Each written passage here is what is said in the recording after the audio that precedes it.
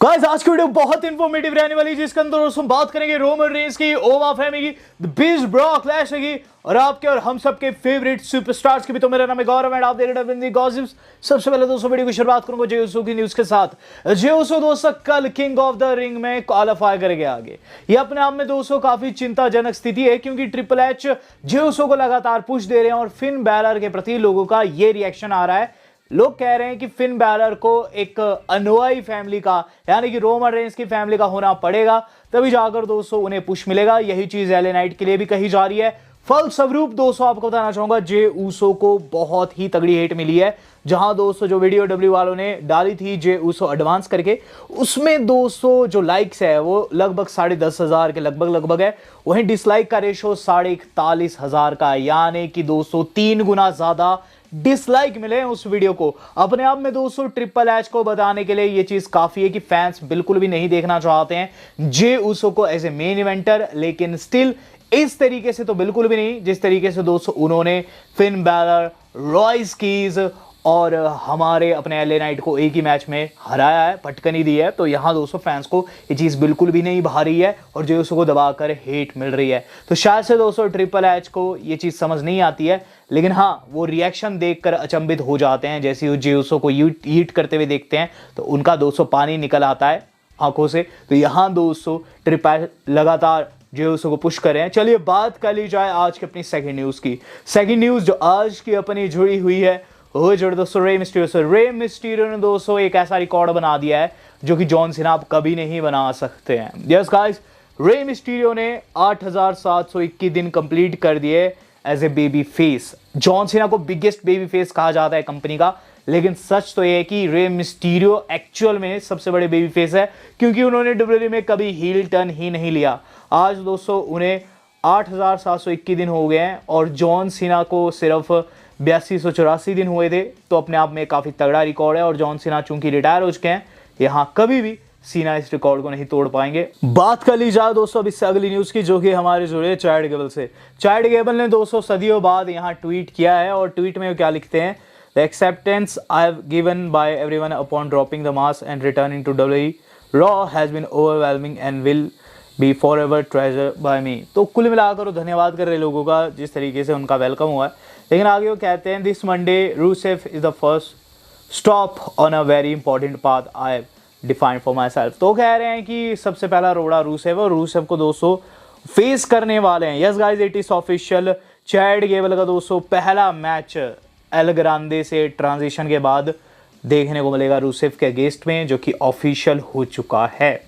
चलिए बात कर ली जाए इससे अगली न्यूज की। इससे अगली न्यूज जो आज के पर जुड़ी है पेंटा से। तो पेंटा को दोस्तों सैल्यूट है, 100 दिन में 9 टाइटल डिफेंस करके दोस्तों उन्होंने रिकॉर्ड बना दिया। इससे पहले हमने बहुत तगड़े तगड़े चैंपियन देखे, लेकिन एज ए इंटरकॉन्टिनेंटल चैंपियन पेंटा पहले ऐसे शख्स बने जिन्होंने 100 दिनों के भीतर 9 टाइटल डिफेंस किए। अगर दोस्तों आप आंकलन करेंगे तो आप पाएंगे कि हफ्ते में एक बारी रॉ आती है, एक बारी स्मैकडाउन आती है और पेंटा सिर्फ एक शो का पार्ट है। यानी कि दोस्तों लगभग 80% शोज में वो टाइटल डिफेंड किए हैं। चलिए बात कर ली जाए एक ऐसे शख्स की जो कि दोस्तों जे उसो को फेस करने वाला है और ये चीज कहता है कि वो जे उसो को हरा कर रहेगा। जवान एवंस दोस्तों क्या ट्वीट करते हैं, वो लिखते हैं, about to eat his has out the tournament on my mama. तो गाइस यहाँ वो क्या चीज कह रहे हैं, वो कह रहे हैं कि बिल्कुल फोड़ कर रखने वाले हैं जे उसो को, ईट निकालने वाले हैं बिल्कुल मोर बनाकर। तो गाइस यहाँ वो सीधे सीधे जे उसो को धमकी दे चुके हैं। जे उसो वर्सेस जवान एवंस टूर्नामेंट का अगला पार्ट है, यानी कि दोस्तों सेमीफिनाले में देखने को मिलेगा। जो जीतेगा वो फाइनल्स में जाएगा।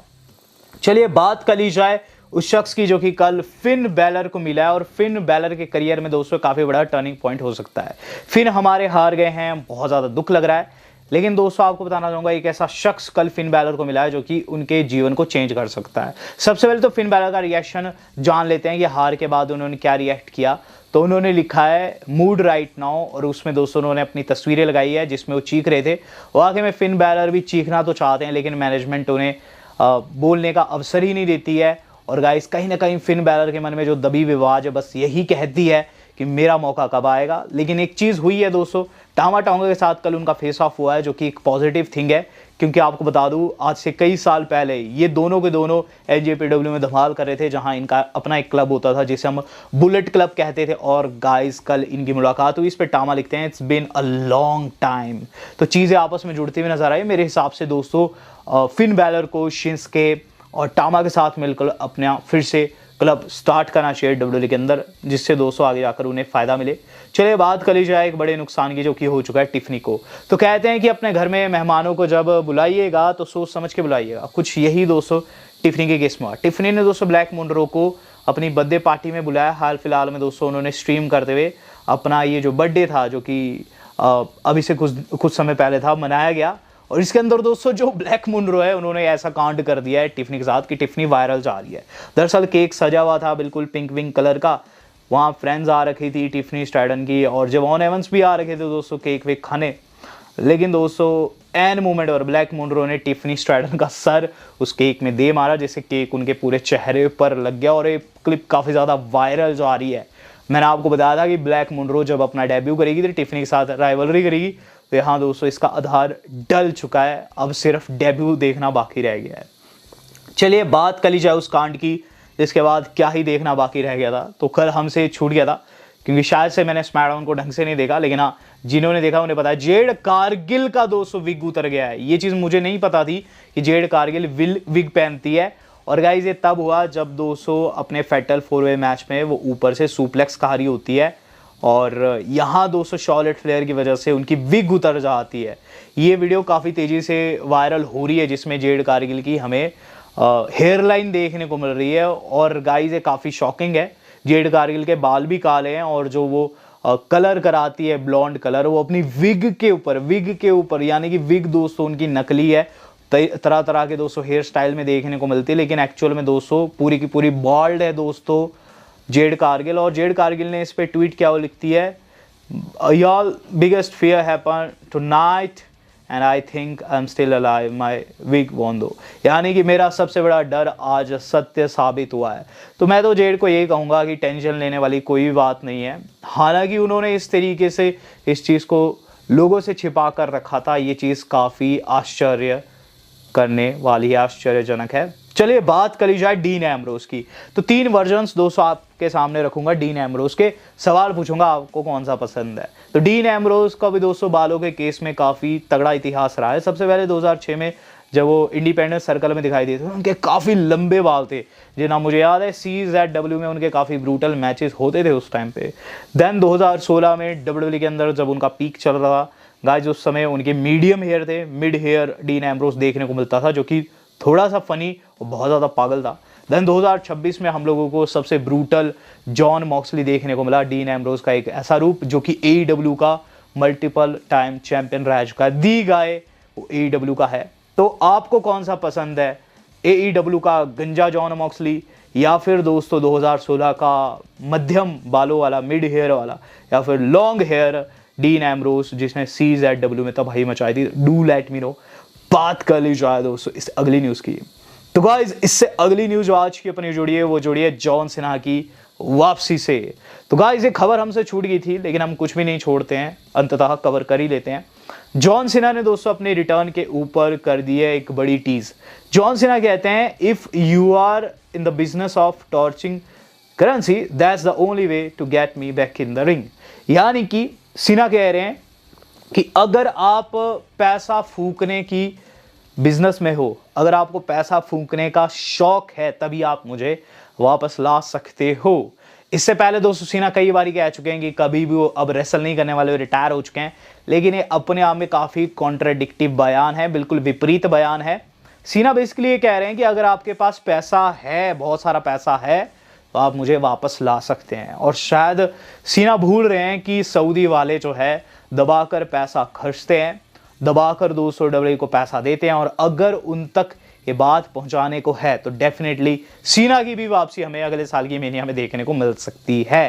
तो WWE में कहा जाता है नेवर से नेवर, और आज दोस्तों ये बिल्कुल सत्य साबित होता हुआ नजर आ रहा है। सीना का मन है WWE में लौटने का, कह रहे हैं खूब सारा पैसा दो। चलिए बात कर ली जाए अब आज की अपनी सेकंड लास्ट न्यूज़ की।